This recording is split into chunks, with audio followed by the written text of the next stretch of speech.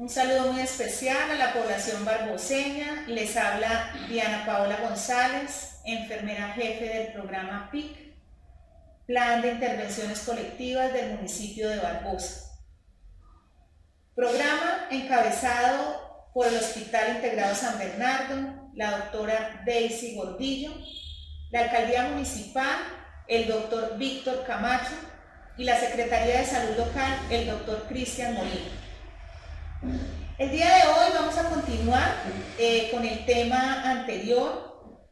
Hablábamos del día a día de un paciente infectado de COVID-19, cuál es su cuadro clínico. Bueno, vamos a hacer un resumen pequeñito de lo que hablábamos anteriormente. Habíamos hablado de lo que es el COVID, ¿sí? Cuál es el virus causante de este COVID-19, que es el coronavirus, y más específicamente el SARS-CoV-2, ¿sí? Entonces, importante pues tener muy claro cuál es este virus el causante. Hablábamos que el periodo de incubación de los pacientes era de 7 a 14 días, de 1 a 2 semanas. Y decíamos que un paciente ya con la enfermedad se puede clasificar en 3, que es moderado, severo y paciente crítico. Entonces nos vamos a enfocar ahorita en lo que es el paciente crítico, ¿sí? Que sabemos que es un 5% de los pacientes infectados que llegan a ser pacientes críticos. Este paciente es el paciente que ya necesita de un cuidado más drástico, de un cuidado de una hospitalización, ¿sí? Hablábamos que este paciente ya empieza a tener una dificultad respiratoria, ¿sí? Íbamos en el día 6 de este paciente, que este paciente empieza a tener una dificultad respiratoria y cada día va progresando esta dificultad respiratoria. ¿Sí? Ya el paciente necesita de oxígeno para poder sentirse mejor, para poder respirar. Y hablábamos que un signo muy importante es la pérdida del olfato y la pérdida del gusto, de que estos pacientes que ya empiezan a sentir esta disminución de olfato y de gusto son pacientes que ya van entrando en un periodo de vigilancia, ¿sí? En un periodo que ya necesitan estar vigilados médicamente, porque es un signo que nos indica ya que el paciente ya está grave, ¿sí? Ya vemos que en el día 7 y día 8 ya este paciente está hospitalizado, ¿sí? Es un paciente que ya necesita de un soporte de oxígeno.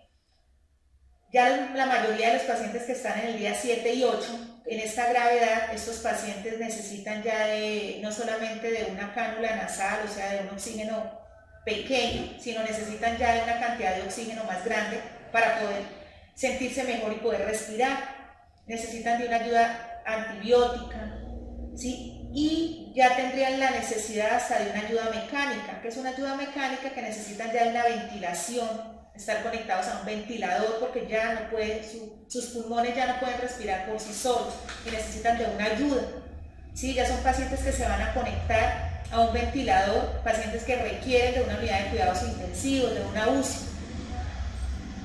Y ya en el ver un paciente que necesita una unidad de cuidados intensivos es porque es un paciente crítico, es un paciente que está grave y necesita de un soporte, ¿sí? De un soporte médico, de un equipo interdisciplinario.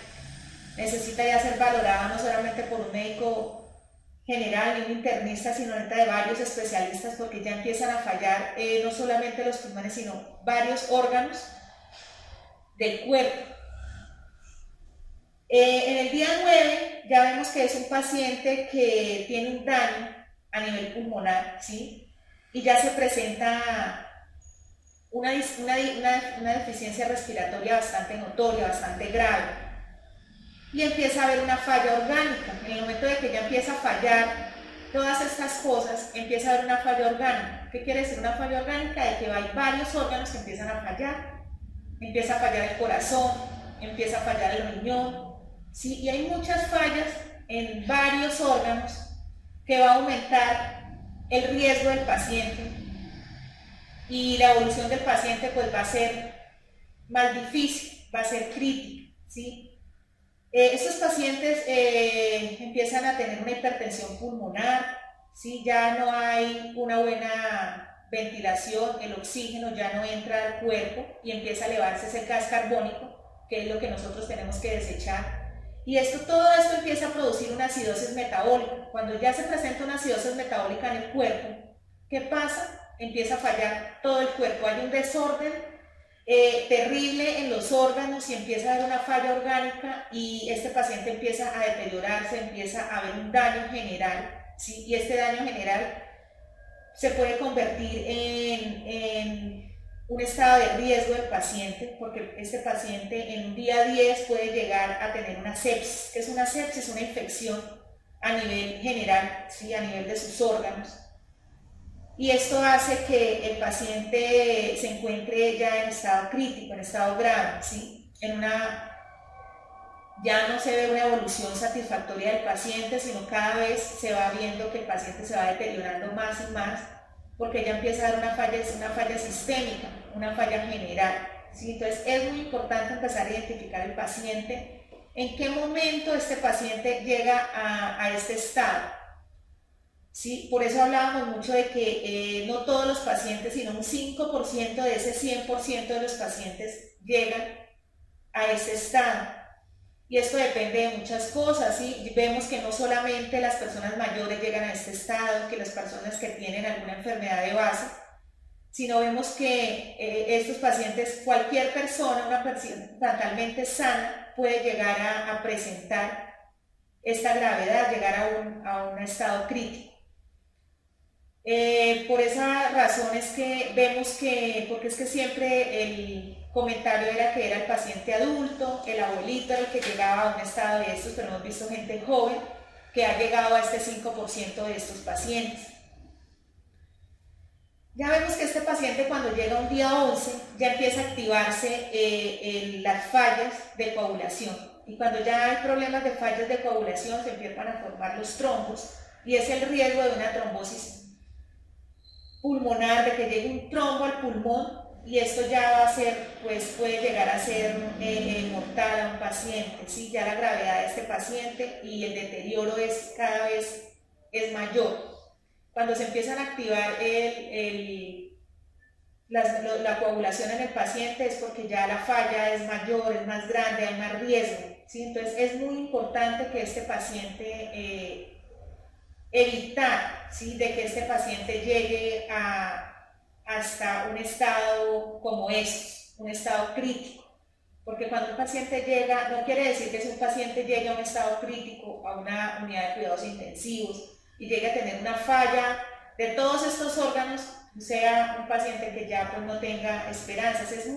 El pronóstico no es muy bueno, pero hemos visto que muchos pacientes han llegado hasta, mejor dicho, el daño total, ¿sí? Pero se han venido recuperando y la evolución pues ha sido satisfactoria. Son pacientes que han llegado a salir de la enfermedad, ¿sí? Han llegado a salir de una UCI, a una recuperación, y el paciente ya puede ir a casa.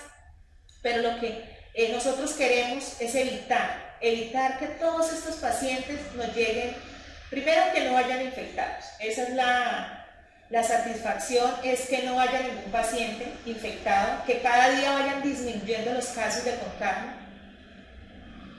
y que estos pacientes, que el paciente que tenga la enfermedad tenga sus cuidados y necesite solamente de cuidados en casa, ¿sí? Por eso hablábamos que el 80% de los pacientes son los que tienen los cuidados en casa, mientras que hay otro porcentaje que ya necesita de hospitalización, pero no es tan grave, necesita de pronto de oxígeno, de algo de antibiótico, de un manejo hospitalario, pero no llega a tener una gravedad, a llegar a un paciente crítico que va a necesitar de una unidad de cuidados intensivos, donde ya es alarmante, ¿sí? Ya para uno como un familiar de ese paciente, pues para uno ya es alarmante ver un paciente en una unidad de cuidados intensivos, donde en una unidad de cuidados intensivos pueden pasar muchas cosas, y cada día el paciente se puede deteriorar más o puede pues llegar a mejorar, ¿no? Pero pues tener muy presente que las únicas personas que podemos llegar a disminuir todo esto somos nosotros mismos.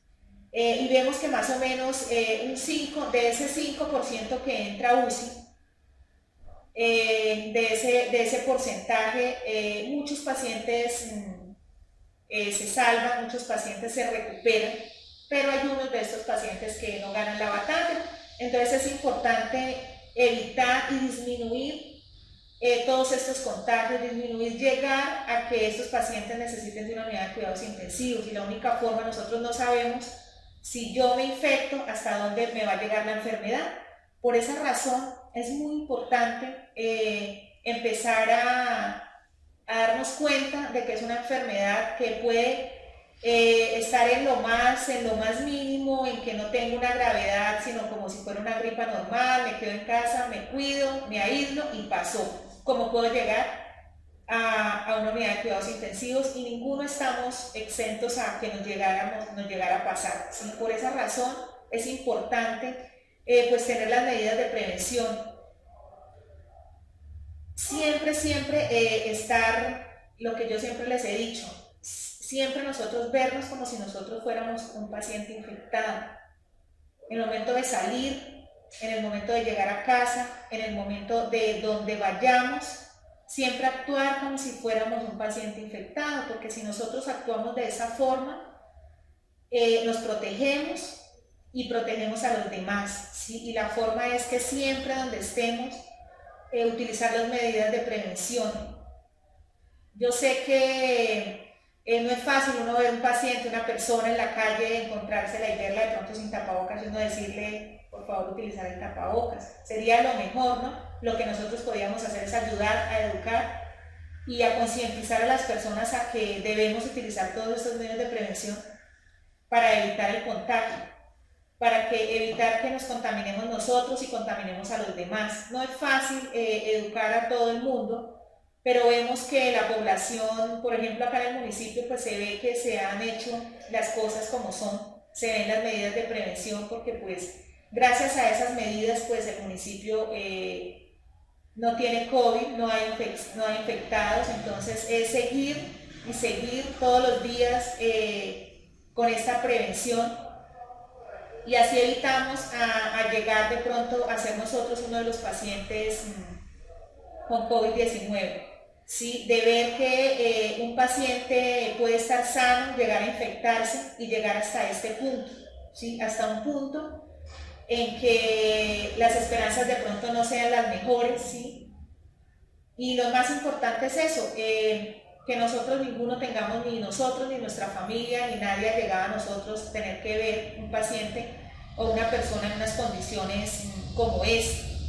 ¿Sí? Y la única forma de evitar y de no ver a un paciente o a nadie enfermo es prevenir, y es utilizar las medidas de protección y de prevención. Nosotros no podemos hacer nada más para evitar esto. ¿Por qué? Porque la única forma de evitar esta propagación del virus es cuidarnos. Y invitarlos a que en realidad, si no tenemos que salir a nada, las personas que en realidad no necesitan salir a trabajar, no necesitan hacer muchas cosas, pues quedarse en casa, igual que los niños. Sí, si en realidad los niños no necesariamente tienen que salir, mejor dejarlos en casa. Buscar otras cosas, otras actividades en casa, y evitar que alguno de nuestros hijos, alguno de nuestros abuelos, alguno de nosotros se contagie. La única forma es eso, prevención. No hay otra forma de disminuir el contagio, de bajar esta epidemia, este virus, es el cuidado, ¿sí? Es el autocuidado.